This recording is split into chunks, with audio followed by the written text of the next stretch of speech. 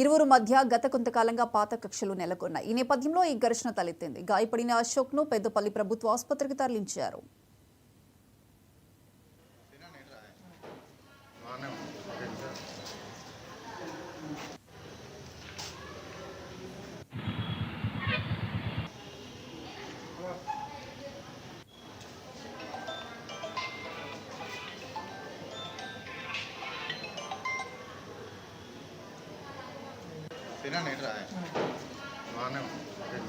ఇంకా విక్రమ్ సన్నాఫ్ లక్ష్మణ్ అనే వ్యక్తి దాడి చేయడం జరిగింది. నేను కొత్తగా నా భవనం నిర్మాణం కాడికి పోయి రాగా ఆగుమన్నాడు. నేను గత 3-4 నెలల నుంచి తనతో మాట్లాడట్లేదు.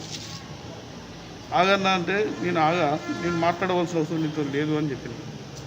ఎందుకు మాట్లాడవు నాతోని, నేనేం ద్రోహం చేసినా అంటే నేను మాట్లాడని చెప్పేసి నేను వస్తున్నా. మా ఇంటికి వచ్చే మార్గంలో నీ సంగతి ఏందో చూస్తా, నువ్వేంది, నీ లెక్కేంది, నన్ను ఎందుకు వాడలా బ్లేమ్ చేస్తున్నావు అంటే నీతో మాట్లాడని చెప్పిన.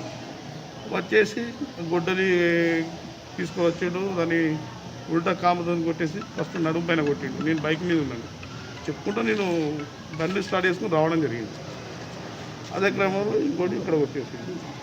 బ్లీడింగ్ ఎక్కువ అయింది.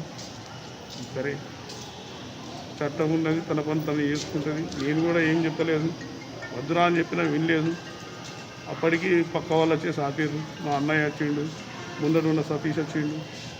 సరే ఆపారు. 100 కాల్ చేసినాను, పోలీస్ స్టేషన్ రమ్మన్నారు. వెళ్తే సివిల్ హాస్పిటల్కి వెళ్ళండి అంటే ల్యాండ్ విషయం ఎప్పుడు అయిపోయింది, మాకు పంచాయతీ క్లియర్ అయిపోయింది, పెద్ద మనుషుల సమక్షంలో అయిపోయింది. ఆయనకు నాకు ఎలాంటి